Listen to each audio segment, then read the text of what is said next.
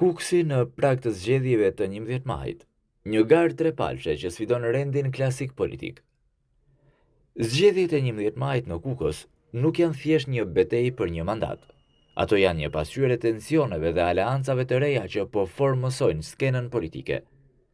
Për herë të parë, gara elektorale në Kukës për mandatin e deputetit ka marrë për masa të pazakonta, me një numër të lartë kandidatësh, plot 11, që përfaqësojnë që nga partitë më të vogla deri tek dy gjigantët tradicional, Partia Demokratike dhe Partia Socialiste. Megjithatë, fokusi i votuesve kuksian është përqendruar dukshëm në 3 forca politike: PD, PS dhe PSD.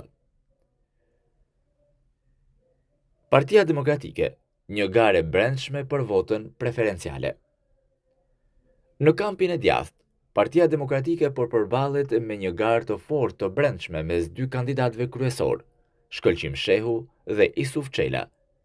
Me listat e hapura që lejojnë votën preferenciale, gara mes tyre është ndërruar në një duel të heshtur, por të ashpër për vendin potencial të dytë, nëse Partia Demokratike arrin të sigurojë 2 mandate në Kukës.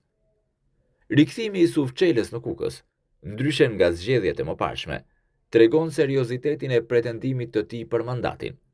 Ai ka qenë aktiv në terren, duke marrë pjesë në takime dhe duke kërkuar votën hapur preferenciale, çka ka krijuar përplasje në distancë me rivalin e tij brenda partisë, Shkëlqim Shehun.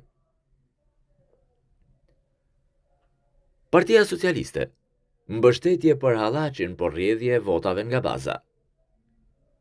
Në krahun e majt, Partia Socialiste garon me Ali Hallaçin, një figurë e pranuar gjerësisht nga elektorati tradicional i Partisë Socialiste në Kukës. Megjithatë, ajo që vije të re është një rrjedhje dukshme e mbështetjes nga baza socialiste drejt Astrid Cengut të Partisë Social-Demokrate.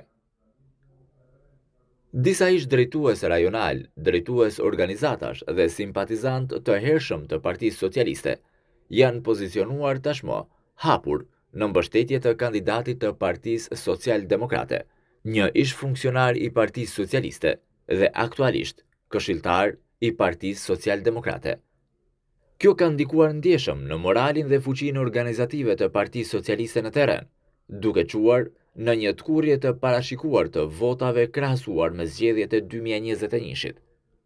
Rritja e Partisë Social-Demokrate dhe heshtja strategjike e PS-s. Partia Social-Demokrate e drejtuar nga Tom Doshi po përjeton një rritje të paprecedent në Kukës. Sondazhet parashikojnë që PSD të arrijë mbi 4.000 vota, një shifër e konsiderueshme që i jep asaj potencialin për të siguruar një mandat të plot.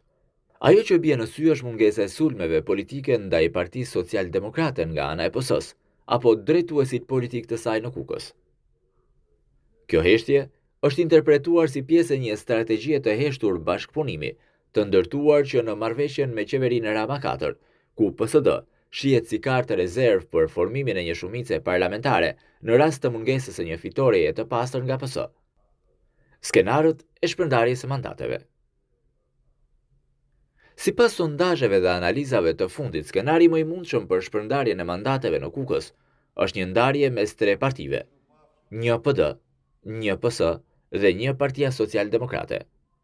Një tjetër skenar realist është që Partia Demokratike të arrijë të sigurojë 2 mandate, duke lënë një për Partinë Socialiste dhe duke përjashtuar PSD nga gara përfaqësuese. Skenari që PS të marrë 2 mandate shihet si shumë pak i mundshëm, duke patur parasysh rënjen e mbështetjes dhe konkurrencën në rritje të PSD-s.